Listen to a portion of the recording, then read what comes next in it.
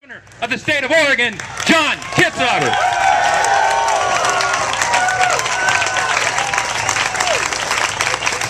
Thank you, Tom. Thank you, Tom. Thank you. Thank you.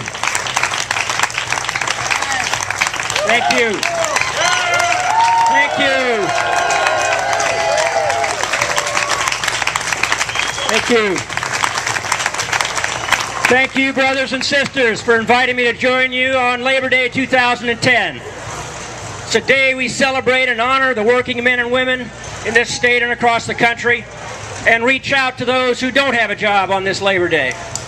Make no mistake about it, this campaign is about creating jobs for Oregonians, and particularly creating jobs for those middle-working families who are out of work today and struggling during this Great Recession. Just so happens I have a little experience in that department. During my 8 years as governor, with your help, we created 128,000 jobs in Oregon. Wages and benefits rose 48%. Our state economy grew 49%. Now, I don't know who's keeping score in this job-creating game between myself and my opponent, but today the score is 128,000 to 0. But we're not here to talk about the past. We're here to talk about tomorrow. We are going to put Oregon back to work. We're going to put people back to work in our communities, good middle-income trade jobs, making our schools more energy efficient. We're going to put people back to work in the woods, making our forests more safe, restoration forestry, and creating a biomass industry for rural Oregon. We're going to take out-of-work workers, and we're going to connect them with high-demand jobs. We're going to put Oregon back to work for two reasons. One, because we have a high unemployment rate and we need jobs.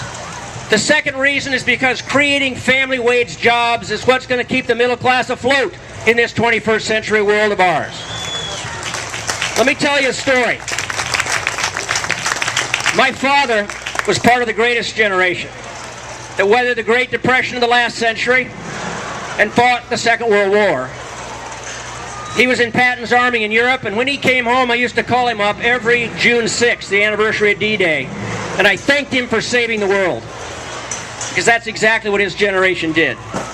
But you know, they did something else, just as important. They created the American middle class, and the army in that endeavor was the labor movement, and it's a labor movement that's going to protect and grow the middle class in the 21st century. And we're going to do that by standing together and making sure that we never go back. We can't go forward with tip credit legislation. We can't go forward with right-to-work legislation.